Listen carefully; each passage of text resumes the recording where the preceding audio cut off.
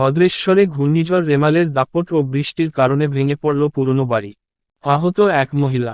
Baburbazar তেলিনিপাড়া FG স্ট্রিটের বাসিন্দা শান্তিপ্রিয় দাস প্রায় 2 বছর আগে মারা গেছে। 2 মেয়ে বিয়ের পর অন্যত্র থাকে, সেই কারণে বাড়িতে কেউ বসবাস করে না। পুরনো বাড়ি, তাই রেমালের কারণে বাড়িটির অনেকাংশ ভেঙে পড়ে। গাছ ও বাড়ি ভেঙে পাশের বাড়ি তরুণ পারুই এর বাড়িতে গিয়ে পড়ে। বাড়িটির ক্ষতি হয়, 3টি সাইকেল ও একটি বাইক চাপা পড়ে ক্ষতিগ্রস্ত হয়। বাড়ির এক মহিলা শুক্তারা পারুই এই ঘটনায় আহত হয়। খবর পেয়ে পৌরপ্রধান প্রলয় চক্রবর্তী ও সিআইসি প্রকাশ গোস্বামী ঘটনাস্থলে আসে। এরপর পৌরকর্মীরা এসে কাজে হাত লাগায়। এ ব্যাপারে তরুণ পারুই জানান, ঝড়ে বাড়ি ভেঙে অনেক ক্ষতি হলো। পাশের বাড়ির সমীর ব্যানার্জি বলেন, এই বাড়ি ভাঙার জন্য জানানো হয়েছিল, আইনি জটিলতায় পৌরসভা ভাঙতে পারেনি। ক্ষতিপূরণ দেওয়ার দাবি করে ক্ষতিগ্রস্ত পরিবার।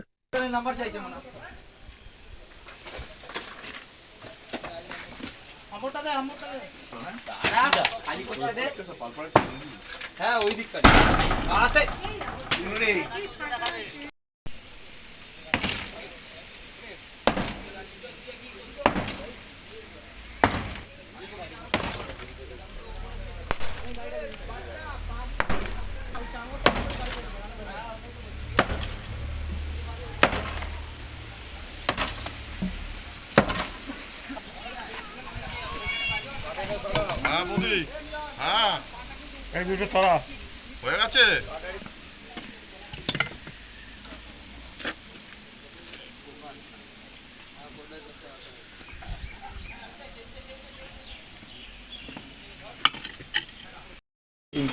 ভদ্রেশ্বরে এফজি স্ট্রিট তেলিপাড়া কানাগলিতে থাকি। তেলিপাড়া কানাগলিতে গতকাল রাত্রে 2:45 নাগাদ একটা বিশাল জোরে আওয়াজ হয়। আমরা খাটাতে শুয়েছিলাম ঘরের মধ্যে।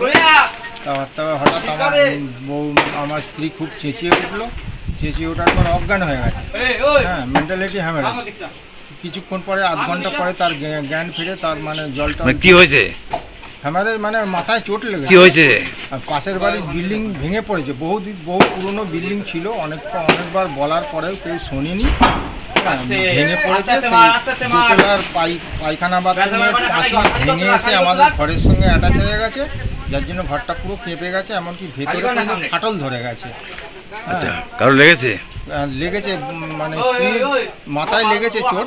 ওই ইটপাটকেল ছিটকে ঘর থেকেই ইটপাটকেল ছিটকে ঘরে মাথায় লেগেছে, অজ্ঞান হয়ে পড়েছে। আপনি কি চাইছেন? কিছুক্ষণ আমি চাইছি কিছু ক্ষতিপূরণ যাতে পাওয়া যায়, সেই জন্য চাইছি। পড়ে গেছে মানে সে একদম পেস্ট হয়ে গেছে এবং বাইকটাও হ্যামারেজ হয়ে গেছে, একটা সাইড পুরো হ্যামারেজ হয়ে গেছে।